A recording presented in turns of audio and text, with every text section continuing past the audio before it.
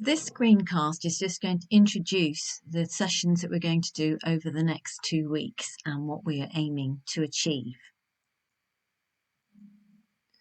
So the learning outcomes for the next 2 weeks. So what I'm hoping is after that time and with the work that's associated with this, that you'll be able to recognise the impact of poor communication and or listening skills, and you've started to do that already. Provide empathic and constructive feedback to each other as peers to create a positive learning environment. Demonstrate an understanding of what attending behaviour is and of active listening skills. And demonstrate those skills so that can enhance patient motivation for behaviour change. And we are focusing on the context of one-to-one patient consultations, although of course these skills will be really useful with peers, other staff, that kind of thing as well. And hopefully begin to reflect on our own skills and identify any particular areas that we might have for further development.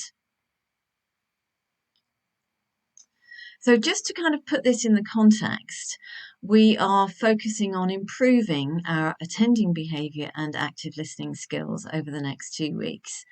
And what I really want to emphasise is that you've already got skills. So we will be enhancing what you already have. The strategies that we can employ will come further, and that includes things like motivational interviewing and cognitive behavioural strategies. And we'll look more at developing your skills later on in the course. But we're focusing on the next 2 weeks of learning attending behaviour and basic active listening skills.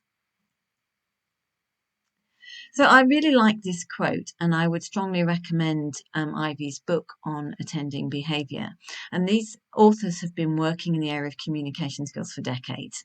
And you will see links with what we've already begun to explore with patient-centred care. So they are saying, listen, listen, listen, and then listen a bit more before taking action or giving advice. And as dietitians, what we tend to want to do is to jump in and start giving advice and acting on things straight away. But we need to pull ourselves back and make sure that we listen. And the reasons for that are that listening helps people to resolve issues on their own. They think of their own ideas.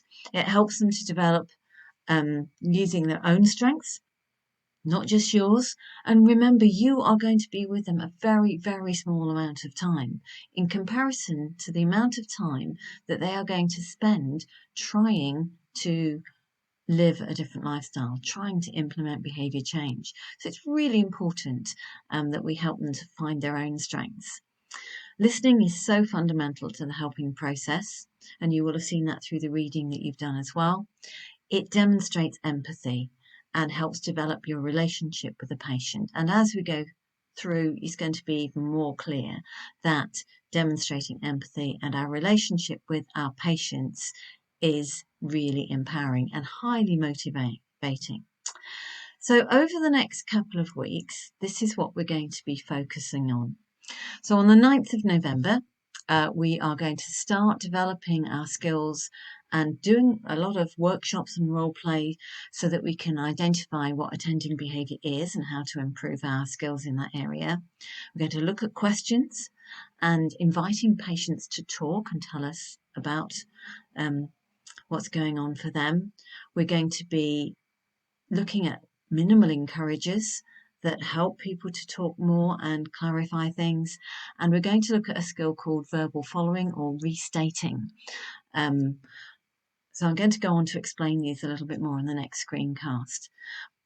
The 16th of November, which will be screencast 3, we will be looking at paraphrasing, reflection of feelings, which is a way of responding to emotional situations, and summarising. So if you're running short of time before the 9th of November, screencast 3, which is those skills for the 16th, can wait until next week.